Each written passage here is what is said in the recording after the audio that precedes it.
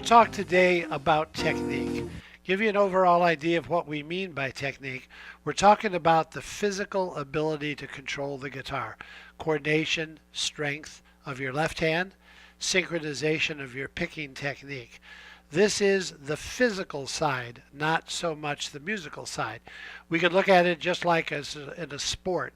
You've got skills in a sport, but you also have physical conditioning. All we're talking about here is the physical conditioning. We're going to give you a little idea of setting up the left hand properly, the right hand properly. Then we're going to do a bunch of exercises to master the coordination and synchronization of your hands. From a technique point of view, what we want to make sure we're doing is thumb in the back of the neck, flat, fingers arched, poised, close to the strings, spanning 4 frets. Fingers are generally arched, although the 4th finger comes down in less of an arch because of how small it is.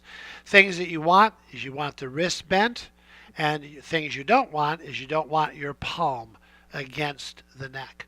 So once we're set up in this position where each finger can access a fret, the thumb is flat and pushing in the back of the neck, wrist is bent, palms away from the neck. At that point, your left hand is ready to play. As far as the right hand is concerned, we're talking a little bit about the pick hold and the pick technique itself. But the details of that we're going to get into a little bit later when we're dealing with the right hand specifically. But in general, just realize that this section is trying to get your physical abilities up, your ability to control what you play. There's a surprising number of exercises that we're going to be doing that's going to give you this control.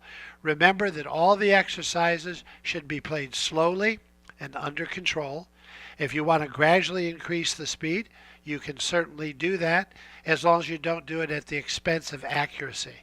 Many people will use a metronome at this point where they can actually monitor their progress. Today they're playing the exercise at 60, tomorrow they're playing the exercise at 70, and it continues on. So one of the first things that we're going to be doing is going to be looking at pairs of fingers and how to work on some exercises to give you control of them.